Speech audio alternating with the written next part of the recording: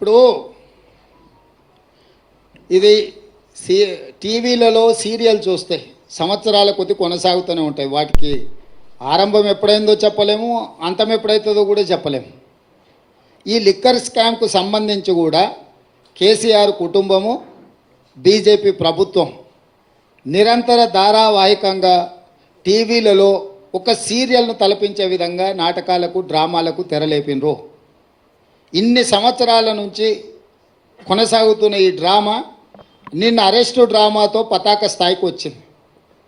అసలు ఇన్ని రోజుల నుంచి ఇంతమందిని అరెస్టు చేసి ఇప్పటి వరకు అరెస్టు చేయకపోవడము, రెండవది ఈరోజు ఎన్నికల నోటిఫికేషన్ వస్తుందనంటే ఒకరోజు ముందు అరెస్టు డ్రామాకు తెరలేపడము దేనికి సంకేతం? ఇది అంటే అవినీతి మీద చర్యలు తీసుకున్నామని ఛాంపియన్షిప్ వాళ్ళు తీసుకోవాలని, సానుభూతుల కోటాలో వీళ్ళు ప్రజల సానుభూతి బొమ్మాలి, మమ్మల్ని ఇబ్బంది పెడుతుండ్రు, మమ్మల్ని జైలు పాలు చేస్తున్నారని చెప్పుకోవాలి వీళ్ళు అని ఇద్దరు కలిసి ఒక వ్యూహాత్మక రాజకీయ ఎత్తుగడతో వస్తుండ్రు. ఈరోజు ఇన్ని నెలలు దాదాపుగా 2022లో మొదలైన ఈ డ్రామా 2024 మార్చ్ ఎన్నికల నోటిఫికేషన్కు ఒక రోజు ముందు అరెస్టుతో పరాకాష్ఠకు తీసుకెళ్ళిండ్రు అని అంటే ఈ డ్రామాను తెలంగాణ ప్రజలు గమనిస్తలేరని వీళ్ళు అనుకుంటున్నారా? రెండవది, కల్వకుంట్ల కవిత గారు, కల్వకుంట్ల చంద్రశేఖరరావు గారు కూతురింటికి పోలీసులు దాడి చేసి ఢిల్లీ నుంచి ఈడీ అధికారులు వచ్చి అరెస్ట్ చేసి తీసుకెళ్తుంటే బాధ్యత కలిగిన తండ్రిగా చంద్రశేఖరరావు గారు అక్కడికి రాలేదు అంటే దీన్ని ఎట్లా అర్థం చేసుకోవాలి? రెండవది, తండ్రిగా కాకపోయినా కల్వకుంట్ల కవిత గారు శాసనమండలి సభ్యురాలు, టీఆర్ఎస్ పార్టీ నాయకురాలు, పార్టీ అధ్యక్షుడిగా శాసనమండలి సభ్యురాలని అరెస్టు చేస్తుంటే అక్కడికి రావాలి, అక్కడికి వచ్చే అధికారులను వివరాలు అడగాలన్న సంగతి చంద్రశేఖరరావు గారికి తెలియదా? పోనీ ఇప్పటి వరకు కూడా చంద్రశేఖరరావు గారు అరెస్టును ఖండించలేదు. అరెస్ట్ ఎందుకు జరిగిందో, తన పార్టీ శాసనమండలి సభ్యురాలను ఎందుకు అరెస్టు చేసిండ్రో ఇంతవరకు తెలంగాణ ప్రజలకు వివరణ ఇవ్వలేదు.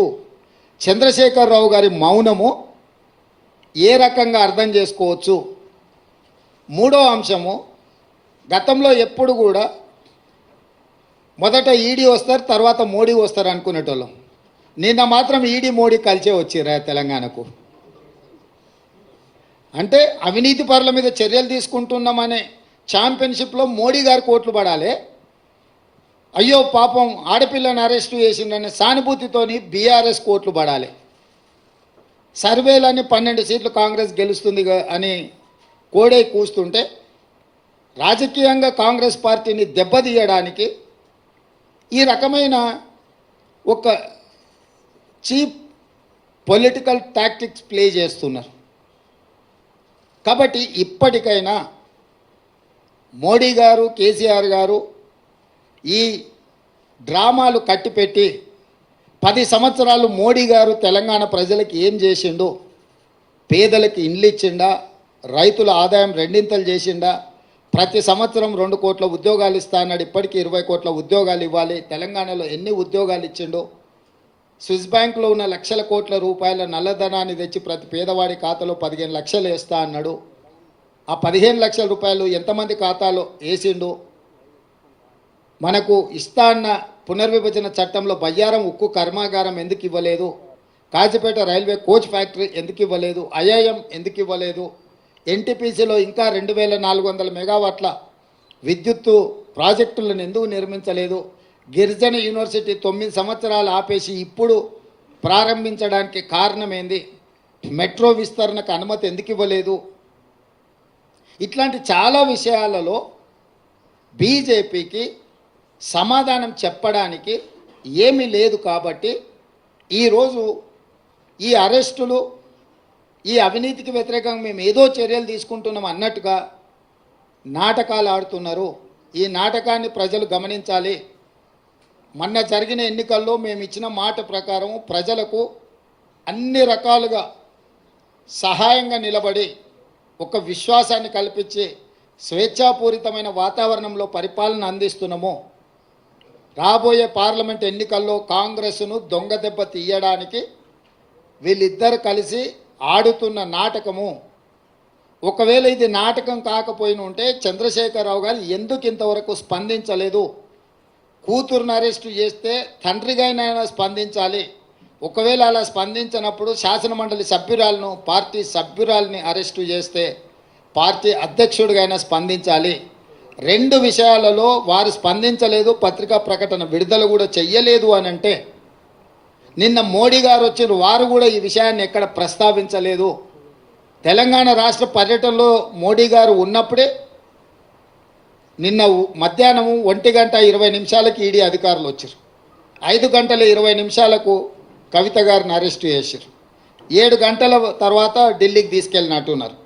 అంటే పూర్తి సమాచారం మోడీ గారికి ఉన్నది కదా. ప్రధానమంత్రిగా వారి పర్యటన ఉన్నప్పుడు ఈడీ అధికారులు, ఇన్కమ్ ట్యాక్స్ అధికారులు ఒక రాజకీయ పరమైన అంశంలో చర్యలు తీసుకుంటున్నట్టే ఎందుకు మోడీ గారు నిన్న తన రోడ్ షోలో ప్రస్తావించలేదు? చంద్రశేఖరరావు గారు మౌనము, మోడీ గారి మౌనం వెనకాల ఉన్న వ్యూహం ఏంది? వీళ్ళు ఎందుకు వ్యూహాత్మకంగా వ్యవహరిస్తుండ్రు? అరెస్టు నేను ఖండించలేదు చంద్రశేఖరరావు గారు, అరెస్టును మోడీ సమర్థించలేదు. అంటే దీని వెనకాల కాంగ్రెస్ను దొంగ దెబ్బతీయాలనే ఎత్తుగడ ఉంది. తెలంగాణ సమాజం అంతా దీన్ని గమనించాల్సిందిగా కాంగ్రెస్ పార్టీ విజ్ఞప్తి చేస్తుంది.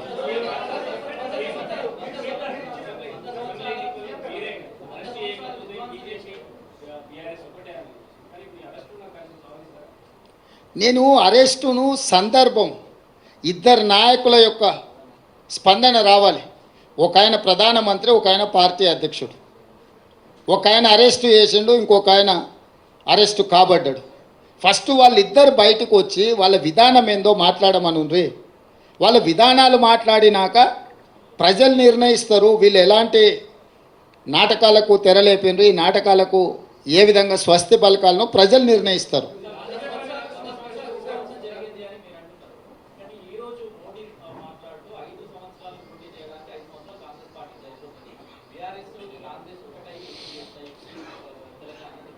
ఇప్పుడు నేనేమంటున్నానంటే 10 సంవత్సరాలు ప్రధానమంత్రిగా ఉన్న మోడీ గారు ఇట్లాంటి చౌకబారు ప్రకటనలు చేయడం వారి స్థాయికి తగదు. వారు 12-13 సంవత్సరాలు ముఖ్యమంత్రిగా ఉన్నారు, 10 సంవత్సరాలు ప్రధానమంత్రిగా ఉన్నారు. నరేంద్ర మోడీ గారు, మోడీ గారి మోడల్ అంటే ప్రజలకు ఏం చేసిండో వివరించి ఈ 10 సంవత్సరాల నా ప్రోగ్రెస్ రిపోర్ట్ ఇది, ఈ ప్రాతిపదికన మాకు ఓట్లు వేయండి అని తెలంగాణను అడగాలి. తెలంగాణ రాష్ట్ర ఏర్పాటుని అవహేళన చేసి కాంగ్రెస్ పార్టీ పార్లమెంటు తలుపులు మూసి నిర్బంధించి తెలంగాణ బిల్లు ఆమోదించి రాష్ట్రాన్ని ఏర్పాటు చేసిండ్రు. తల్లిని చంపి పిల్లను బ్రతికించిండ్రు అని మోడీ గారు మాట్లాడినరు. అంటే తెలంగాణ రాష్ట్ర ఏర్పాటు ప్రక్రియనే అవహేళన చేసి చట్టసభలలో మాట్లాడి రాజ్యసభలో, లోక్సభలో తెలంగాణను అవమానించిన మోడీ గారికి తెలంగాణ రాష్ట్రం గురించి మాట్లాడడానికి, తెలంగాణ అనే పదం పలకడానికి కూడా వారికి అర్హత లేదు. ఓట్లు అడగడం చాలా దూరం. ఈరోజు బీజేపీ నాయకులు ఎవరైనా సరే 10 సంవత్సరాల అవినీతి మీద ఎందుకు చర్యలు తీసుకోలేదంటే సమాధానం లేదు. ఈ లిక్కర్ కేసు కూడా ఢిల్లీలో నమోదైన కేసు, ఢిల్లీ ప్రభుత్వానికి వ్యతిరేకంగా నమోదైన కేసు. చాలామందిలో కల్వకుంట్ల కవిత గారు ఒకరు. కానీ తెలంగాణ రాష్ట్ర ప్రభుత్వం 10 సంవత్సరాల నుంచి పాల్పడ్డ అవినీతి మీద ఒక్క కేసు అయినా ఎందుకు నమోదు చేయలేదు?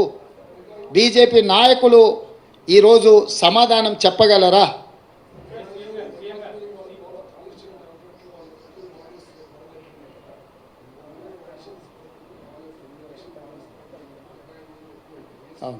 అవును.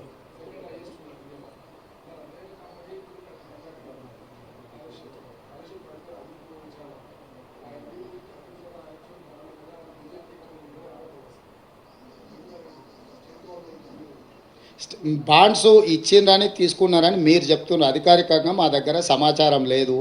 వాళ్ళ బాండ్స్ అదే కంపెనీ చాలా పేపర్లకు కూడా ఫుల్ పేజ్ ప్రకటనలు ఇచ్చిండ్రు. అది కూడా లంచంలో భాగమని కొన్ని ఆరోపణలు ఉన్నాయి. మీరేమి రాయొద్దు, వార్తలు రాయొద్దు, మీకు వ్యాపార ప్రకటనలు ఇస్తాం, ఆ రూపంలో మీకు కూడా కొంత వాటాలు పంచుతామని ఆ సంస్థ ఇట్లా చేసిందని కొంతమంది సివిల్ సొసైటీ వాళ్ళు వచ్చి మాకు ఫిర్యాదులు చేస్తున్నారు. ఈరోజు కాళేశ్వరంకి సంబంధించి జ్యుడిషియల్ ఎంక్వైరీ చేసినాం, 2 జడ్జిలను అపాయింట్ చేసినాం. ఒకటి విద్యుత్తు, 2 సాగునీటి. అదేవిధంగా ఎన్డీఎస్ఏ కూడా కంప్లీట్గా అథారిటీ ఇచ్చినాం. సాంకేతికపరమైన నిర్వహణలో నిర్మాణంలో జరిగిన లోపాల మీద నివేదిక రావాలని. ఆ నివేదికలు వచ్చిన తర్వాత ప్రభుత్వం తదుపరి చర్యలు తీసుకుంటుంది. ఈ దేశము పట్టపగలు అర్ధరాత్రి పూట ముంబైలో AK-47 పెట్టి దేశ ప్రజల్ని కాల్చి చంపినా కూడా కసబును కూడా ఉరేయాలంటే ఒక చట్టబద్ధమైన విచారణ చేసిండ్రు. ఈ దేశంలో విచారణ చేయకుండా శిక్షలు విధించే విధానం లేదు. ఎవరైనా అట్లా చేస్తే తప్పిదం అవుతుంది. మేము ఆల్రెడీ ఎవరెవరి మీద ఏం చర్యలు తీసుకుంటున్నాము, ఏం విచారణకు ఆదేశించినాం మీకు వార్తలు వస్తూనే ఉన్నాయి, మీరు చూసే ఉంటారు. ఏదైనా కాంగ్రెస్ పార్టీ మా ప్రభుత్వం కక్షా సాధింపు చర్యలకు పాల్పడదు. అదే సమయంలో అక్రమాలకు పాల్పడిన వాళ్ళని ఎవరిని మినహాయింపు ఇవ్వదు. చట్ట పరిధిలో విచారణ చేసి చర్యలు తీసుకుంటాము.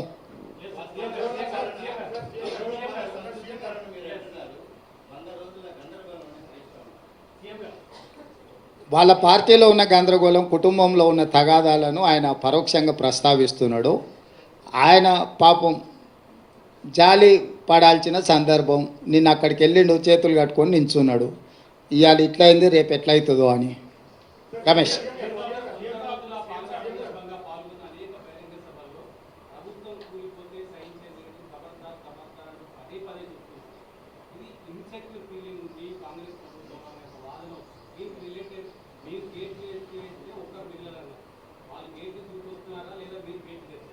ఇప్పుడు నేను ప్రభుత్వం విషయంలో మొట్టమొదట బీఆర్ఎస్ నాయకులు ఇది 3 నెలలు కూడా మనుగడ సాధించారు, మేము పడగొడతామని బీఆర్ఎస్ వాళ్ళు చెప్పారు.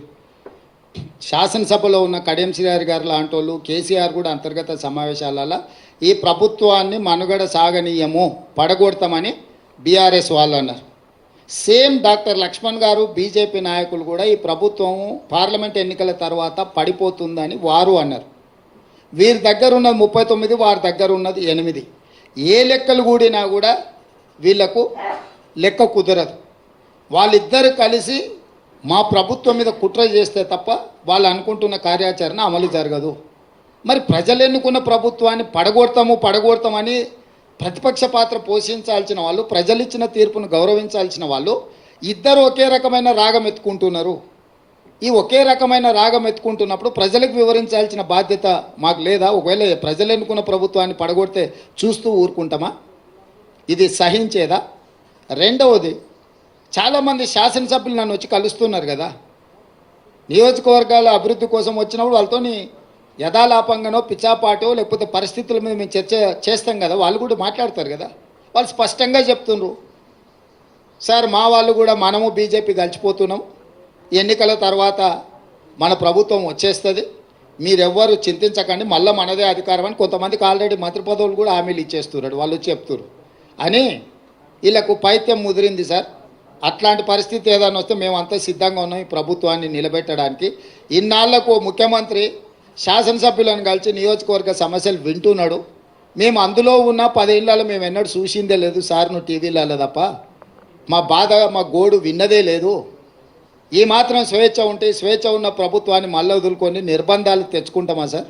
నువ్వు ఎప్పుడు చెప్తే అప్పుడు వచ్చి మీకు అండగా నిలబడతాను సార్, మీ పక్కన నిలబడతావు, నువ్వు ఎట్లా చెప్తే అట్లా అని ఎమ్మెల్యేలు నాకు చెప్తున్నారు కదా. నేను అందుకే చెప్పిన, నిజంగానే ఆ పరిస్థితి ఉత్పన్నమైతే ఒక్కసారిగా మేము నిర్ణయించుకుంటే ఇక ఆ 3 4 తప్ప 5వ మనిషి వాళ్ళకి మిగిలడు.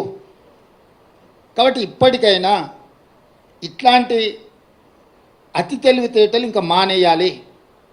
మేము ప్రజలిచ్చిన తీర్పును గౌరవించి ఒక మంచి పరిపాలన అందించాలని పాలన మీద మాత్రమే దృష్టి పెట్టినాము. పార్టీ ఫిరాయింపులను కానీ కక్షా సాధింపులను కానీ మేము చేపట్టాలని అనుకోలేదు. అందుకే వచ్చిన మొదటి రోజు నుంచి రోజుకు 18 గంటలు మేము, మా మంత్రులు, మా ఎమ్మెల్యేలు ప్రజలకు అందుబాటులో ఉండి ఒక మంచి పరిపాలన, తెలంగాణ మోడల్, వైబ్రెంట్ తెలంగాణ దేశ ప్రజలకు చూపించాలనే ప్రయత్నం చేస్తున్నాము. కానీ ఒకవేళ ప్రభుత్వాన్ని పడగొట్టే పోటీ వాళ్ళు పెట్టిండ్రు అనుకో, దాన్ని నిలబెట్టే ప్రయత్నం కూడా మేము చేస్తాం కదా. కాపాడే ప్రయత్నం కొంతమంది చేస్తారు, ఎదుర్కొనే ప్రయత్నం మేము చేస్తాం. దీన్ని నిలబెట్టి వాళ్ళకు గుణపాఠం చెప్పేవాళ్ళు వాళ్ళు ఉంటారు. సో వాళ్ళు కోరుకుంటే నేను ముందు నుంచి ఎప్పుడు కూడా నేను మీకు చెప్తాను, ఏ దానికైనా నేను సిద్ధం. కాకపోతే మొదట వాళ్ళు కోరుకోవాలి ఏందనేది. నేను ప్రజలు ఇచ్చిన తీర్పును గౌరవించి చిత్తశుద్ధితోని పరిపాలనను ముందుకు తీసుకెళ్తున్నా. నన్ను నా పని చేయనిస్తే ప్రతిపక్షాలుగా మీ పని మీరు చేసుకోవచ్చు. నాకేదో కాళ్ళలో కట్టబెట్టాలి, ఈ ప్రభుత్వాన్ని పడగొట్టాలనుకుంటే 10 ఏళ్ళు ప్రతిపక్షంలో మిమ్మల్ని దించుతామని చెప్పినాం, దించి చూపించినాం. ఇప్పుడు కూడా మీ ద్వారా స్పష్టంగా చెప్తున్నా, పడగొట్టాలన్న ఆలోచన మీరు చేస్తే మీరు నిద్ర లేచే లోపల మీ పక్కల ఎవడూ ఉండరు, మీరు తొడుక్కున్న బట్టలు కూడా ఉండవు. లేదు చూసుకుంటే ఎమ్మెల్యేల సంగతి చాలా దూరము. అట్లా ఒకవేళ వాళ్ళు కోరుకుంటే నాకు ఏమీ అభ్యంతరం లేదు. మీరు తారీఖు చెప్పండి, పడగొట్టేది ఏందో చెప్పండి, దాని పరిణామాలు ఏందో నేను చెప్తా. తారీఖు నిర్ణయించుకోమని చెప్తున్నాను నేను. ఒకవేళ ఈ ప్రభుత్వాన్ని పడగొడతాము అని మీరు బింకాల కోసం పొంకనాల కోసం మాట్లాడుకుంటే నాకేం అభ్యంతరం లేదు. ఎందుకంటే పొంకనాల పోసిగానికి 3 ఏళ్ళు 36 దొడ్లు అని వెనకడికి పెద్దోళ్ళు చెప్పారు. పొంకనాల కోసం అయితే నాకు అభ్యంతరం ఏం లేదు. కానీ ఇట్లేదన్నా వ్యవహారం చేస్తే మాత్రం దానికి తగ్గ ప్రణాళిక మా దగ్గర సిద్ధంగా ఉన్నది. ఎవరేం మా మిత్రులు ఈ ఒక మంచి ప్రభుత్వం పడిపోతుందేమో అని ఎవరు ఆందోళన చెందాల పని లేదు. 10 సంవత్సరాలు మా ప్రభుత్వం ఉంటుంది. 94 నుంచి 2004 10 సంవత్సరాలు టీడీపీ ఉన్నది. 2004 నుంచి 2014 వరకు కాంగ్రెస్ అధికారంలోని, 2014 నుంచి 2023 వరకు బీఆర్ఎస్ అధికారంలో ఉన్నది. 2023 నుంచి 2034 వరకు 10.5 సంవత్సరాలు మేము అధికారంలో ఉంటాము.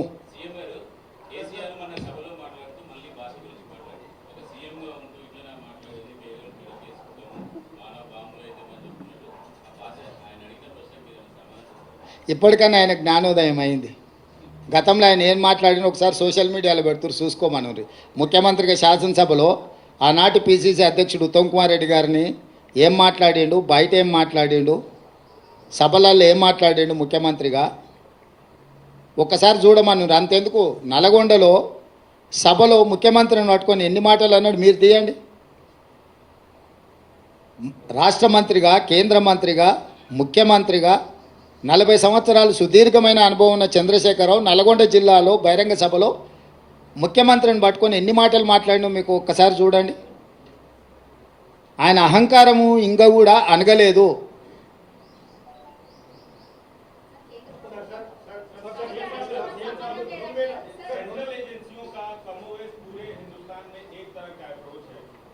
तेलंगाना से बाहर आपकी पार्टी का अप्रोच कुछ और है, लेकिन वही एजेंसी अगर यहाँ पे आपके राइवल्स यानी टीआरएस की मैं बात कर रहा हूँ, उन पे कार्रवाई करती है तो आप लोगों का रुख अलग नजर आता है, ऐसा क्यों? हमारा लुक कहीं पर भी अलग नज़र नहीं आया.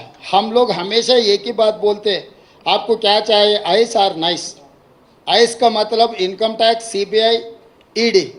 नाइस का मतलब narcotics, income tax, CBI, ED. तो मोदी जी का फ्रंटल ऑर्गेनाइजेशन है ये फ्रंटल ऑर्गेनाइजेशंस को जब जब चुनाव आएंगे तब तब वो फ्रंटल ऑर्गेनाइजेशन को इस्तेमाल करने के लिए कोशिश कर रहे. इससे पहले ईडी पहले आते थे, बाद में मोदी जी.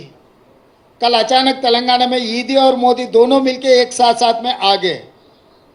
तो ये केस का मामला तेलंगाना से कोई लेना देना नहीं है, दिल्ली से ये केस जुड़ा हुआ है. केजरीवाल सरकार के खिलाफ केस बना है, वो सिलसिले में बहुत सारे लोग अरेस्ट हो गए. उसमें एक 4-5 लोगों को तेलंगाना से भी उठाए. तो इसमें कांग्रेस का जो अप्रोच है मोदी जी सरकार के खिलाफ, तेलंगाना को वही सोच है. हमारा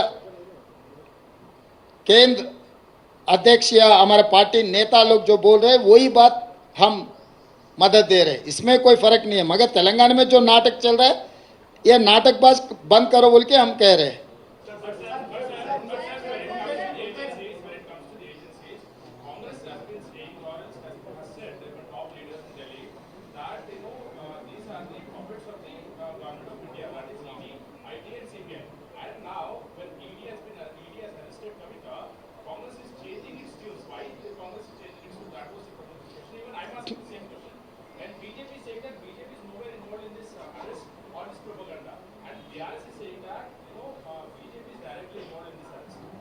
See, I don't change my stand. Still I am supporting my party stand. Here in tunes of Modi only they are playing. Just one day before the notification, they have arrested Kavita for political benefit for BRS and BJP. They are acting like their frontal organization. So still my statement is same. I don't change my stand. This arrest also part of the politics. Influenced by Narendra Modi ji.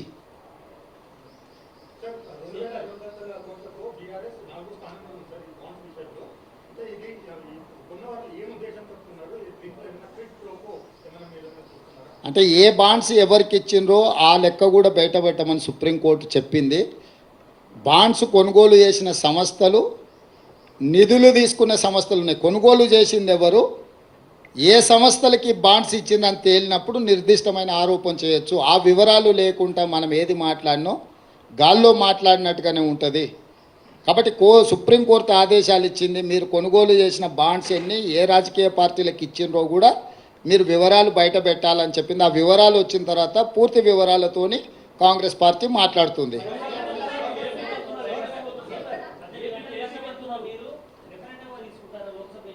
ఏందండి? Yes, డెఫినెట్గా నేనే ప్రకటించిన రాబోయే parliament ఎన్నికలు మేము రెఫరెండంగా భావిస్తున్నాం. మా పనితనాన్ని 100 రోజుల పరిపాలన దృష్టిలో పెట్టుకొని ప్రజల్ని ఓటేయమని మేము విజ్ఞప్తి చేస్తున్నాము. ప్రజలకు మేము స్పష్టంగా చెప్పినాము, మేము నిర్దిష్టమైన హామీలు ఇచ్చినాము, వాటిని తప్పకుండా అమలు చేస్తాము. మా పరిపాలనను కొలబద్దగా పెట్టుకొని మీరు ఓటేయండి అని చెప్తున్నాం. 10 ఏళ్ల మోడీ పరిపాలన, 10 ఏళ్ల కేసీఆర్ పరిపాలన, 100 రోజుల మా పరిపాలన మీ కళ్ళ ముందు ఉంది. ఈ మూడిటిని విశ్లేషించి మూడిటిని దృష్టిలో పెట్టుకొని ప్రజల్ని ఓటేయండి, ఇది మా ప్రభుత్వానికి రెఫరెండమే.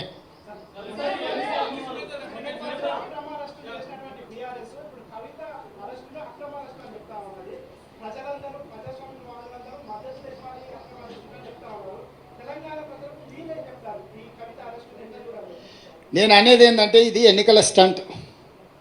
చంద్రశేఖర్ రావే ఇంతవరకు ఖండించలేదు, ఇంతవరకు తను దీని పట్ల విధానం ప్రకటించలేదు. ఈ అరెస్టు పట్ల చంద్రశేఖరరావుకే ఈ విషయంలో విధానం లేదు, ప్రకటన లేదు.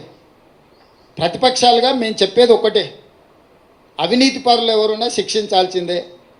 కానీ ఆ ముసుగులో మీ రాజకీయ ప్రయోజనాల కోసం ఒకరోజు ఎన్నికల నోటిఫికేషన్ వచ్చే ముందు మొత్తం పెద్ద డ్రామాకు తెరలేపి ఒక పెద్ద డ్రామా కంపెనీని నడుపుతున్నట్టుగా అనిపిస్తుంది.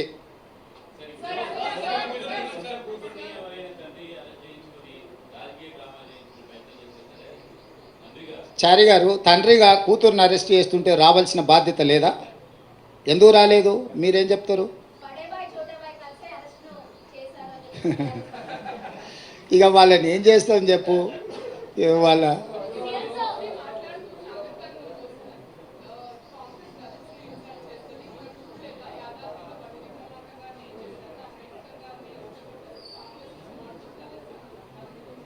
ఈ దేశానికి రాష్ట్రపతిని చేసింది దళితులను కాంగ్రెస్ పార్టీ, వివిధ రాష్ట్రాలలో ముఖ్యమంత్రులను చేసింది కాంగ్రెస్ పార్టీ, ఇక్కడ సిఎల్పి లీడర్గా దళితుని చేసింది కాంగ్రెస్ పార్టీ. ఇవన్నీ పక్కన పెడితే కాంగ్రెస్ పార్టీ అధ్యక్షుడు దళితుడు. సో మాకు దగ్గు నేర్పొద్దు. మోదీ గారికి ఏదైనా ఓట్లు వేయించుకోవాలన్న ఆలోచన ఉంటే ఏదైనా మాట్లాడమనుంది. బంగారు లక్ష్మణ్ కూతుర్ని అవమానించిండ్రు, జాతీయ అధ్యక్షుడిగా పనిచేసి బీజేపీ కుట్ర చేసి ₹1,00,000 లంచం కేసులో పార్టీ అధ్యక్షుడిని ఇరికిచ్చిండ్రు వాళ్ళే. అంటే ఒక దళితుడు వాళ్ళ పార్టీ అధ్యక్షుడు అయితే అతను 3 ఏళ్ల సమయాన్ని కూడా పూర్తి చేయనీయలే. ఇవాళ వారి కుటుంబాన్ని వీధికి వదిలేసిండ్రు, బంగారు లక్ష్మణ్ గారి కుటుంబాన్ని. ఈ విషయాలన్నీ కూడా మోడీ గారు దృష్టిలో పెట్టుకొని వాటిని కూడా ప్రస్తావిస్తే బాగుంటుంది. టికెట్ కాదు, గౌరవం అన్న నేను. గౌరవం వేరు, టికెట్ వేరు. టికెట్లు పరిస్థితులు పరిణామాలను బట్టి టికెట్లు ఇస్తారు, టికెట్లకు కొలబద్దలేదు. గౌరవం గురించి మాట్లాడుతున్నాం. ఆ కుటుంబానికి జరిగిన అవమానం వాళ్ళ కూతురే వచ్చి ఏం చెప్పిందో నాకు తెలుసు, నేను ఇక్కడ ప్రస్తావించదలుచుకోలేదు. తప్పకుండా బంగారు లక్ష్మణ్ గారు ఒక దళిత నాయకుడు, ఈ ప్రాంతం నుంచి జాతీయ స్థాయికి ఎదిగిన నాయకుడు. వాళ్ళ కుటుంబానికి గౌరవం ఉండాలని మేము కోరుకుంటున్నాము, గౌరవం ఇవ్వాలని కూడా మేము కోరుకుంటున్నాము.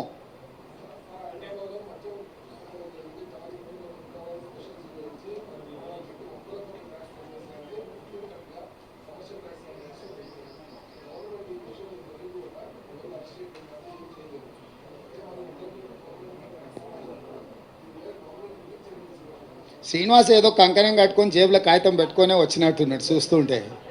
ఏది కూడా అసలు ఆ రేట్ చేసింది మేమే కదా, మా ప్రభుత్వమే కదా. 100 కోట్ల అవినీతి జరిగిందని తేల్చింది మేమే కదా.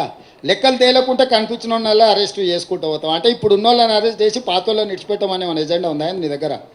దీని మొత్తం ఆఖరి వరకు లబ్ధిదారుడు కూడా వాని వెనకాల ఉన్నాము, తీగ పట్టుకున్నాము. డొంకంతా కదలాలి, డొంకను మొత్తం కదిలిస్తాం. దాని వెనకాల ఉన్న దొరల్ని నువ్వేమైనా కాపాడి ఇప్పుడు బినామీలను అనామకులను పెట్టి వాళ్ళని అరెస్ట్ చేస్తే అయిపోద్దని అనుకుంటున్నావు. అట్లా లేదు, లోతుకెళ్ళి. सर आप ये बोल रहे हैं कि दलित और कई सारे जो माइनॉरिटीज़ हैं उनके लिए हम लोग एक स्पेशल रिजर्वेशन देंगे एक तरफ, दूसरी तरफ होम मिनिस्ट्री सीए लेके आने के लिए एक इम्प्लीमेंटेशन बात की है. तेलंगाना गवर्नमेंट का स्टैंड क्या है? कल ही दिखाया था मैं, आप नहीं आए शायद इफ्तार में. हम साफ साफ कह दिए सिटीजन अमेंडमेंट एक्ट से लेकर 4% रिजर्वेशन फॉर माइनॉरिटीज़ जो निकालने के लिए, दबाने के लिए जो भारतीय जनता पार्टी कोशिश करे, सख्त हम लोग उनके खिलाफ है. हम लड़ेंगे इस चुनाव में, भारतीय जनता पार्टी को हरा देके ऐसे मामलों में देश को कतरा पहचाने का लाने के लिए कोशिश किए तो हम खामोश नहीं बैठते. ये देश को आज़ादी दिलाए सो पार्टी कांग्रेस है. इस देश को बचाने का जिम्मेदारी हमारे. माइनॉरिटी को 4% रिजर्वेशन दिए हमें, 4% रिजर्वेशन निभाने के लिए हम पूरे कोशिश करेंगे. अमित शाह या नरेंद्र मोदी जी या उनके कोई भी नेतागण कुछ भी भाषण देने दो. మీ ఛానల్ ఏం తల్లి క్వశ్చన్లు ఎక్కువైనాయి.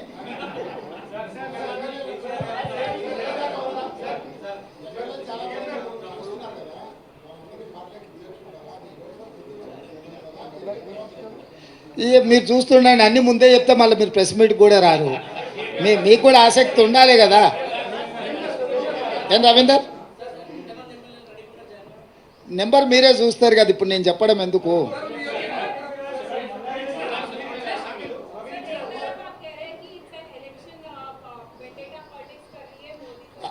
I have not said vendetta politics. I have said stunt, drama.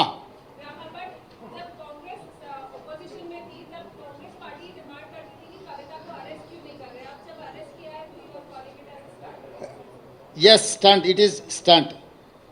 Time and again, I am reiterating my statement. I am on record. This is an stunt. The time of arrest, the time of Modi visit, statements by TRS. You collaborate all these dots, then you will know what is happening in Telangana.